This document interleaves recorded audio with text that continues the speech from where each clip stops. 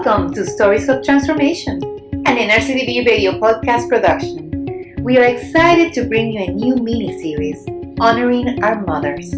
Our guest interviewer is Casey King, Director of Programs and Prevention for NRCDV. She is also a member of the ACEDV Leadership Forum Steering Committee. Please join us as Casey brings attention to mothers or maternal caregivers of adult children exposed to domestic violence and their positive influence on the path to healing and resilience.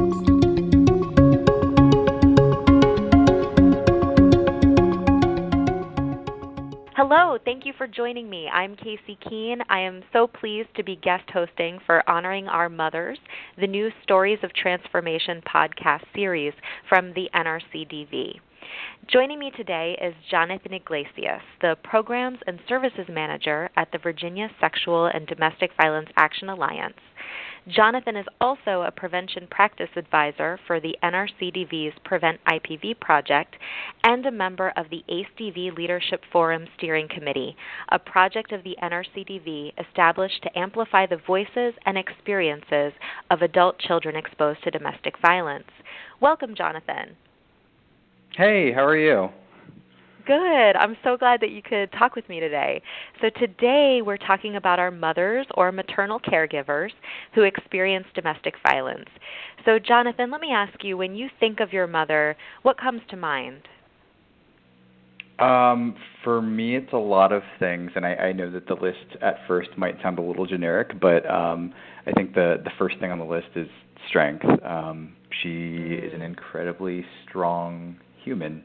One that oftentimes I'm like, how can I summon up that much strength to, enter this meeting or to do this thing, and so I'm still trying to learn her ways, but she's strong. She's an incredibly strong person. She's also really incredibly compassionate. She balances in this really interesting way, kind of a quiet reserve with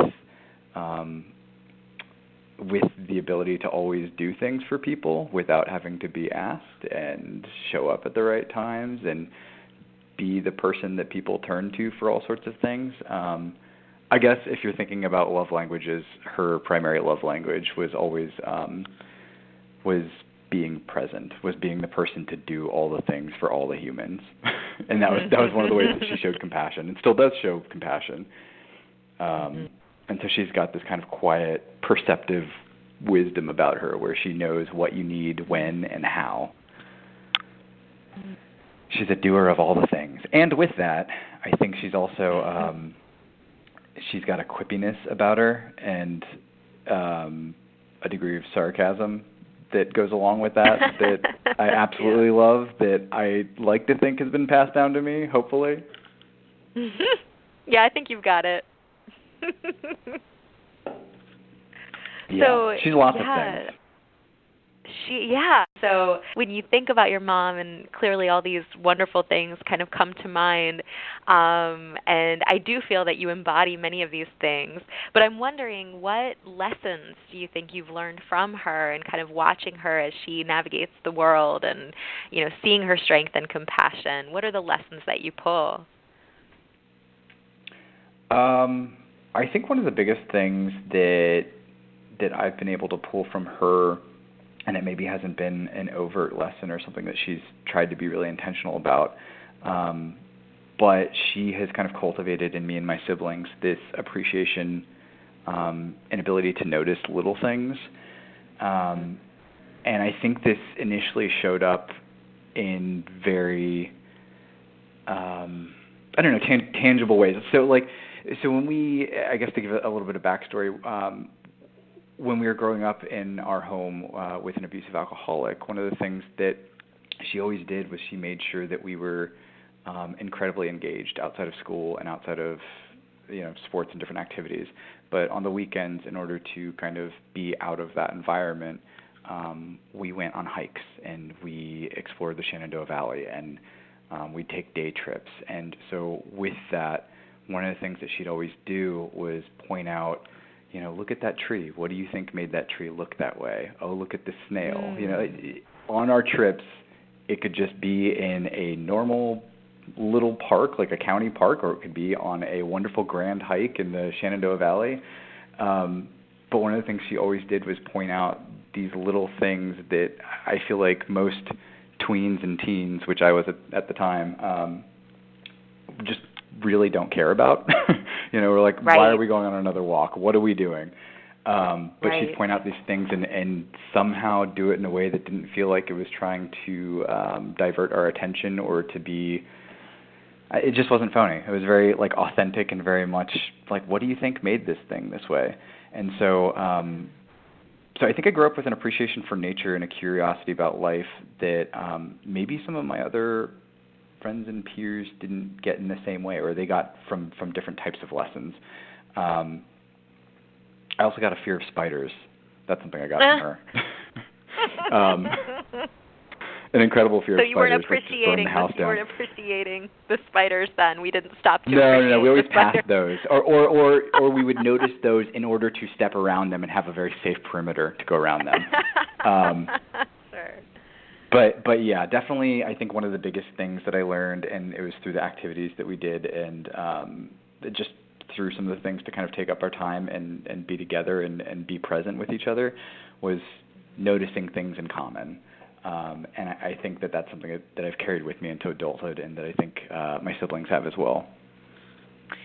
Yeah, so that's really interesting that you talk about kind of your mother's ability to be mindful and to kind of teach you mindfulness. That's it, yep. And it particularly comes to mind for me because when I think about resilience and resilience capacity, it feels like mindfulness is a really important strategy, on the path to resilience. Do you see it in that way? Can you reflect on that?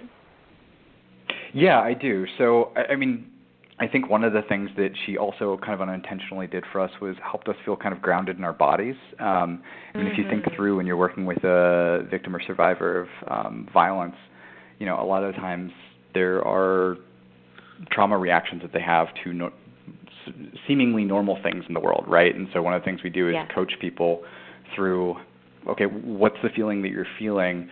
What's the thing that makes you feel like you're present and like you can feel your feet on the ground, like you can feel your breath moving in and out of your body?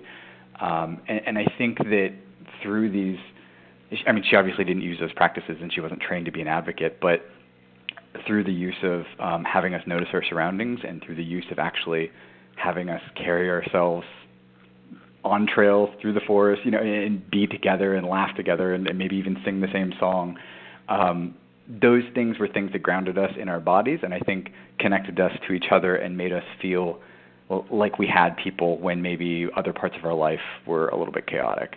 So she definitely, I don't know if this is intentional or not. I haven't really talked to her about this, but she was bringing wholeness to us that I think maybe she recognized we weren't getting from other places. Right. How wonderful. What a gift. Mm-hmm. I wonder, are there other kinds of, are there other ways that come to mind for you on how your mother helped to build your capacity for resilience? Yeah. I think another thing that she always did and still does is she believes the abilities and the capacity of people around her, including her children. So she always told us exactly how it was. Nothing was ever sugar-coated, which I think could be scary for some parents. And I think, I'm not a parent, but I see the reasons why parents would want to shield their kids from the realities of the world.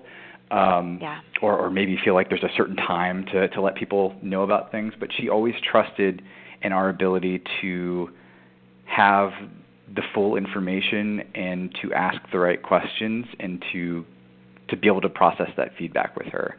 And so with that, I think came along this kind of, well, that's just kind of how it is.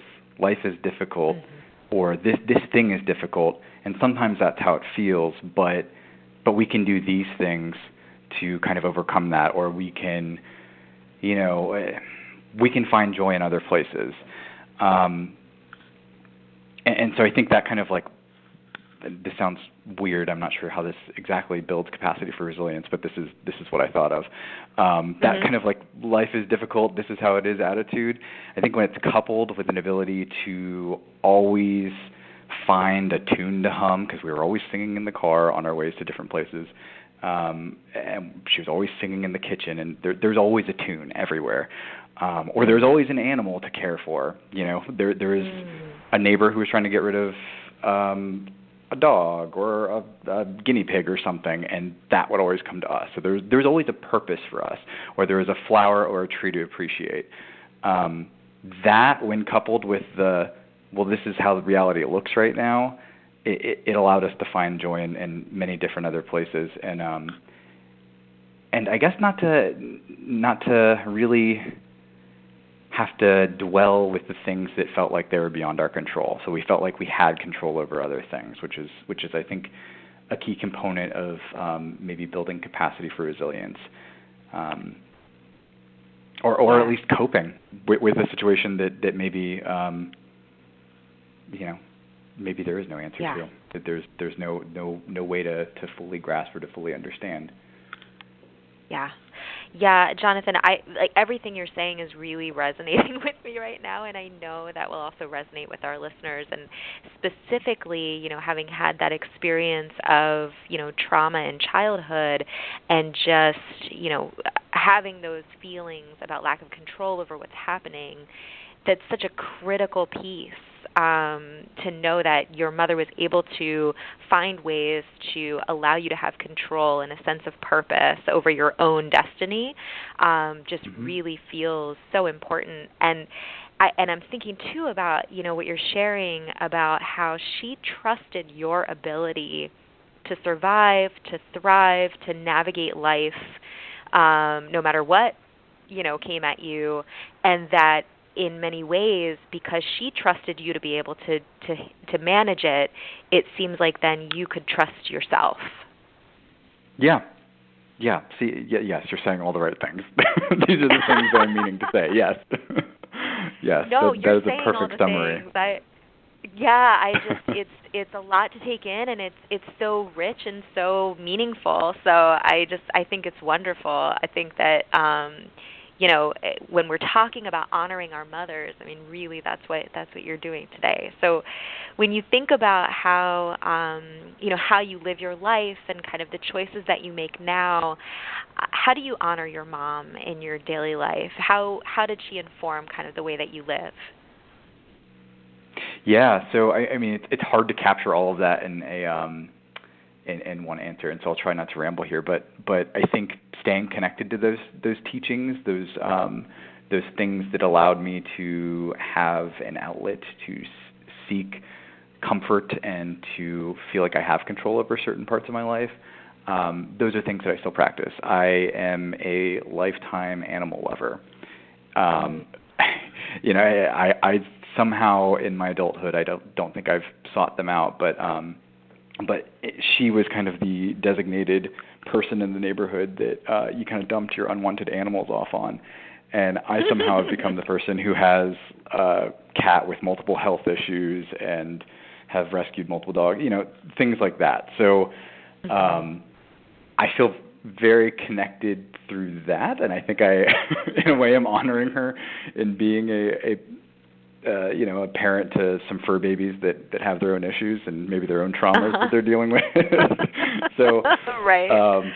That makes me feel very useful and connected, and like I am being loved by something that, just really, really needs a lot of attention, and it's also it's a self-care outlet for me. It's like, yeah, I like this little fur baby next to me that is all warm and comforting. So I love animals, and I feel like that is something that I will always carry with me, and will be kind of a way that I honor her. But one of the things that I try to do and be pretty cognizant of when I'm going into different spaces, and then probably most of the time when I leave different spaces, is thinking through what would she have done, or what would she do here. I try and channel the incredible and sometimes unattainable, in my opinion, amount of compassion and kind of like silent wisdom that I feel like she has. And I think one of the things, one of the reasons why that is because, it's not just she's my mom. I think her way of walking through the world is, at least I'm convinced, one of the right ways to do that, or one of the most effective ways to do that. And so I try and emulate that and lift that up as much as possible. That's beautiful. It really sounds like you have so much admiration for her. I do. Yeah. Yeah. And I guess everyone would say that they do for their caretaker or their parent. I think many do. Yeah. But I mean, the level of admiration that you express for her, and that the way that she walks through the world is the right way, is just I can't imagine how full her heart must be. So I'm wondering, is there anything else that you wanted to be able to share today when thinking about honoring our mothers? Anything else that you felt might be particularly important for our listeners? Yeah, I mean, I guess one of the things that I think is that for obviously the struggles of the world are sometimes a little bit overbearing, right? And for youth in particular, it's hard to make sense of a lot of things.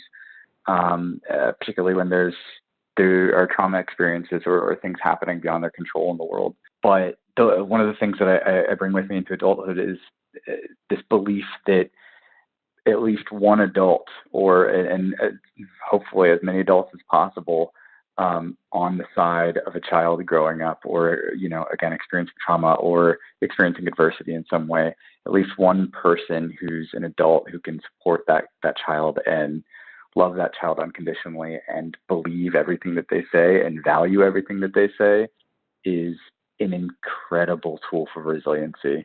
And